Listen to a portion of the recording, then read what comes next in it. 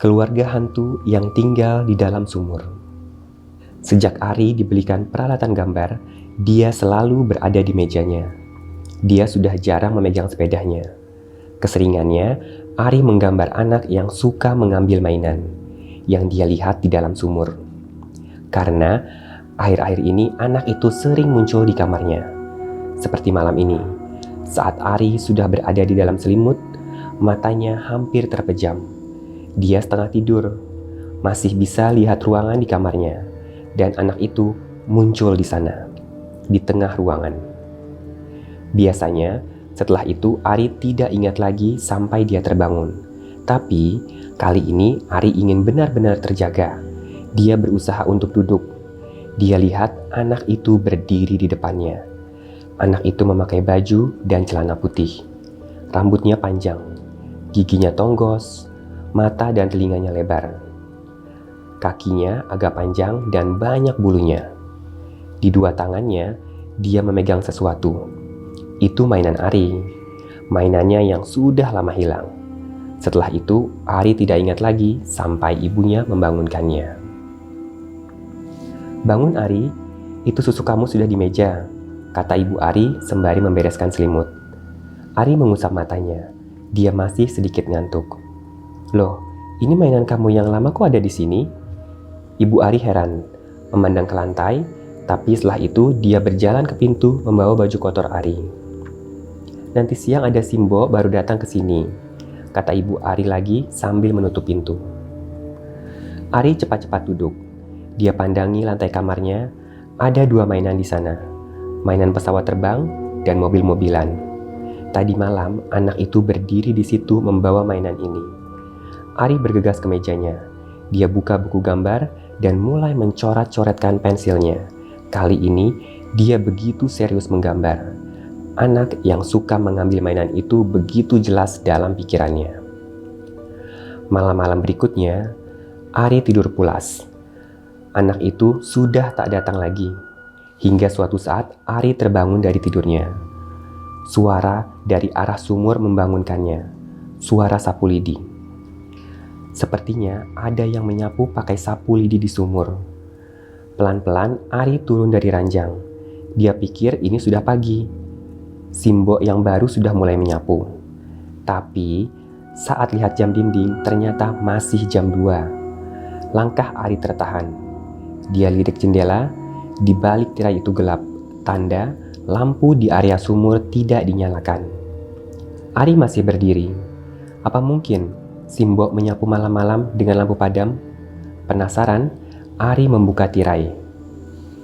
Memang benar, di remang area sumur ada mbok-mbok yang sedang menyapu pakai sapu lidi. Seperti Simbo yang baru itu, pakai jarik dan kebaya. Tapi yang ini rambutnya tergerai dan kakinya panjang dan berbulu. Spontan Ari berlari menuju ranjangnya. Dia tutup kepalanya dengan bantal. Suara sapu lidi itu masih terdengar. Ari berusaha memejamkan matanya. Dia paksa untuk tidur hingga pagi ibunya membangunkannya.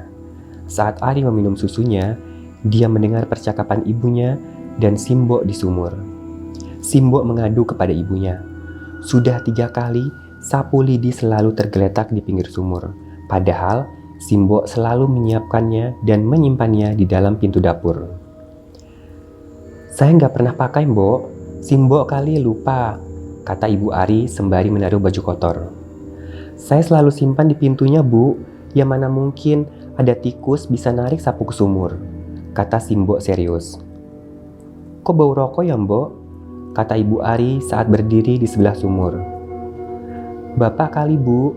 Tadi ngerokok," kata Simbo asal tebak. "Bapak dari dulu nggak pernah ngerokok, Mbok," jawab ibu Ari sembari melangkah ke dapur. Dan Simbo masih saja membahas masalah sapu lidi. Ari tahu siapa yang memakai sapu lidi.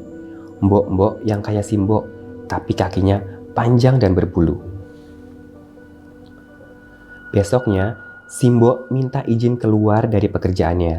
Gara-gara tadi subuh dia melihat perempuan pakai jarik dan kebaya masuk ke sumur. Kata Bapak Ari, mungkin Simbonya tidak betah, dia hanya cari-cari alasan untuk keluar. Tapi setelah Simbo keluar dan diganti mbak-mbak yang lebih muda, Ari tidak mendengar suara sapu lidi lagi. Malam-malam dia tidak terbangun hingga suatu pagi ibu Ari membangunkannya. "Ini susu kamu diminum keburu dingin." Ibu Ari meletakkan segelas susu di meja Ari. Ari masih membiasakan matanya dengan terang pagi. "Ini gambar orang kok kakinya kayak monyet?" Ibu Ari masih berdiri di sebelah meja Ari. Sepertinya dia sedang memperhatikan sesuatu di meja. Ari berusaha duduk. Dia belum nyambung apa kata ibunya, tapi ibunya sudah keluar kamar. Dan ada yang aneh. Kenapa gambar Ari ada di atas meja? Ari tidak pernah meninggalkan gambarnya di sana. Semuanya dia masukkan ke laci. Ari mendekat ke meja. Dia bertambah heran. Gambar anak yang suka mengambil mainan tergeletak di mejanya. Dan di kanan kiri gambar anak itu ada coretan-coretan tidak jelas, seperti benang kusut. Dan pensil Ari ada di sebelahnya. Terbesit, Ari membayangkan ibunya iseng mengeluarkan gambarnya dari laci dan mencoret-coretnya dengan pensil. Atau mbak-mbak pembantu barunya. Dengan kesal, Ari menghapus coretan-coretan di gambarnya. Gambar itu dia masukkan ke laci lagi. Hari berikutnya, kejadian itu selalu terjadi di pagi hari. Gambar yang sudah Ari masukkan ke laci, paginya sudah tergeletak di atas meja. Ada coretan di kanan kirinya dan ada pensil di sampingnya. Sampai di satu pagi, Ari bertanya pada ibunya, "Mah, Mama yang keluarin gambar Ari?" Tanya Ari di meja kepada ibunya. "Gambar itu? Mama nggak tahu. Bukannya kamu yang gambar. Lagian gambar apa sih? Serem amat. Orang kok kakinya kayak monyet." Lalu ibu Ari keluar sambil membawa pakaian kotor. Ari masih terpaku di depan mejanya. Sepertinya kali ini dia tidak akan menghapus coretan-coretan itu. Malam itu, Ari sudah bersiap tidur. Matanya yang sedang ngantuk masih bisa melihat mejanya. Gambar itu sengaja dia tidak masukkan ke laci. Dalam posisi terbaring, Ari mencium bau yang tidak biasa di kamarnya. Seperti bau asap rokok kalau tetangganya sedang merokok. Tidak lama, Ari merasa ada orang masuk kamarnya. Ada 3 orang, tapi mereka tidak masuk dari pintu. Mereka keluar dari tembok yang mengarah ke sumur. Mereka berdiri di depan Ari. Ari memang tidak sedang berniat bangun, tetapi dengan kepalanya masih menempel di bantal, dia ingin mengamati apa yang ada di depannya. Yang di tengah, Ari sudah sangat kenal, anak yang suka mengambil mainan. Tapi kini dia sedang menggenggam pensil Ari. Di sebelah kirinya, perempuan tua seperti Simbo, tapi rambutnya tergerai. Dia membawa sapu lidi. Di sebelah kanannya, laki-laki tua memakai caping seperti petani.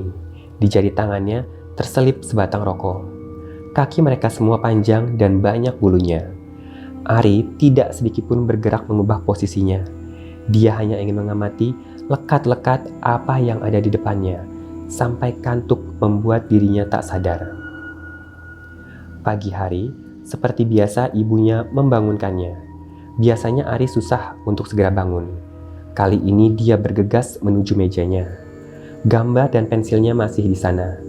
Ibunya sedikit heran melihat anaknya yang mulai menggambar. Saat mulai keluar, ibunya berhenti. Dia melihat ada sapu lidi tersandar pada tembok kamar yang mengarah ke sumur. "Loh, ini sapu lidi kok ada di sini?" Ibu Ari heran. Dia memandang ke Ari. Anak itu masih sibuk dengan gambarnya. Tapi Ibu Ari mulai berpikir, tidak mungkin anaknya membawa sapu lidi ke sini. Pintu dapur yang mengarah ke sumur kalau malam dikunci. Ari tidak akan bisa membukanya karena posisi kuncinya terlalu tinggi. "Ija, sini Ja." Ibu Ari memanggil Mbak pembantu. Dia tanya, kenapa sapu lidi ada di kamar Ari? Si Mbak tidak merasa menaruh sapu lidi itu. Tapi Ibu Ari sepertinya tidak percaya. Dia suruh pembantunya menaruh sapu lidi itu di depan pintu dapur. Lalu, Ibu Ari mendekat ke jendela. Dia merasa ada bau sesuatu. "Bau apa sih nih? Kok seperti bau rokok?" Ibu Ari memajukan hidungnya. Dia hirup udara di sekitar jendela, lalu dia keluar dan kembali lagi membawa pengharum ruangan. Dia semprotkan ke sudut-sudut kamar, terutama yang ada di dekat jendela. Ari masih tak bernyim. Dengan gambarnya, dia tak peduli dengan kesibukan ibunya. Apa yang ada di otaknya kini begitu jelas. Dia ingin tumpahkan semuanya ke kertas gambar, karena dia tahu gambarnya kurang lengkap. Setelah menghapus coretan benang kusut, dia mulai menggambar 2 sosok di kanan kiri gambar anak yang suka mengambil mainan. Hampir setengah jam Ari mencoret-coret kertasnya. Setelah selesai dia merasa puas. Ini gambar terbaik yang pernah dia bikin. Gambar keluarga yang tinggal di dalam sumur.